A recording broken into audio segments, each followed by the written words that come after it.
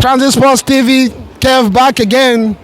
Man, it's been a huge week for Arsenal. They did, Nottingham Derby, Bayern Munich, and then today Chelsea. Yep. A team, again, that was going to either close the gap to 3 points between them and Chelsea or go to 9 points. Yep. And before the game came out, we saw the team sheet, and Saliba was not there. Yep. We already lost Gabriel about 3 weeks ago now. Yeah. And I don't know, what do you make about this one? Who do you think won the tactical battle?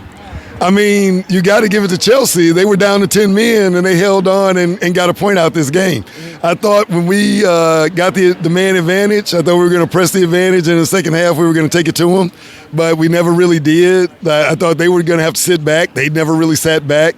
They tried to play the whole game. And, they did what they could to negate us, and it worked. So I think they won the battle today. Yeah, I kind of also feel that Eze wasn't in the arena today. I don't know what you meant about his game today. I think there were a number of our players that weren't quite at the races like we would expect them to be. I think Eze may have had a little bit of an off game. Martinelli was anonymous today. Our defense was a little ragged. A lot of yellow cards. I've never seen. It's been a while since we've had 5, 6 yellow cards in a match. It was crazy. Y'all hold back lines on the yellow except for Timber.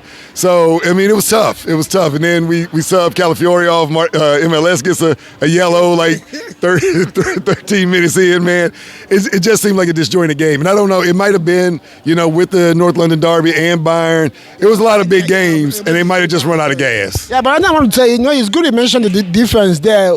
Before the game started, you and I were talking about Saliba losing him just before the game and playing these two guys that have never played together or started the game before. And I was saying that I think it's going to be chaotic because both of them are all combative. Yeah. So I don't know if you saw that. I saw that it was a very chaotic situation for us at the back today. And that's the reason why probably we didn't win this game, because we couldn't progress the game from that point. So it was always difficult for us to get off high dip. I don't know what you think about that. I agree. I think it was a little more difficult than normal for us to progress from the back. Mascara doesn't look quite as comfortable on the ball. I mean, nobody looks as comfortable on the ball as Saliba does. But yeah, Mascara didn't look quite as comfortable. And Capier, he was driving into midfield, but it just wasn't quite the same. And that partnership hadn't solidified. So I feel like it was a little bit more ragged than I was hoping it would be. But it's growing pains. They hadn't played together before, and the center back partnership is a partnership for a reason. They gotta communicate. They gotta know when to push, who to stay back. So it takes more than a couple of practices for that to click. So the other question is this: that personally, I didn't really rate Chelsea this season. I didn't feel they had the squad to go all the way, but so far they've been looking good. I don't know what you've made of them and what you think Chelsea is going to do in the league this season. I mean, Chelsea should have a squad that has spent like $5 billion in the last 3 seasons. They bought every player under the sun, so they got enough players. So they can't use that as an excuse, like they don't have enough people. They got so many players, they got dudes not even traded. They can't show up at the ground, man.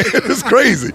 So yeah, I mean, I didn't know what Chelsea was going to be like, but it looks like they've gotten enough, especially enough attacking quality. They've kind of fixed the midfield, so they've got some talent. They looked good today. I think they'll like every other team, they'll drop points somewhere. They're not going to win every game. So I mean, we'll have to see, but I'm still confident Arsenal's going to be fine. Our team is deep and strong. It's good you mentioned that. I was going to ask you today. We were hoping for 9-point gap between them and Chelsea, and 7 between them and Man City, but today it's cut into 5. Yeah. Looking ahead, what do you think? How does Arsenal approach it going forward? I mean, we just got to keep taking one game at a time, keep winning. We just got to keep stacking up points.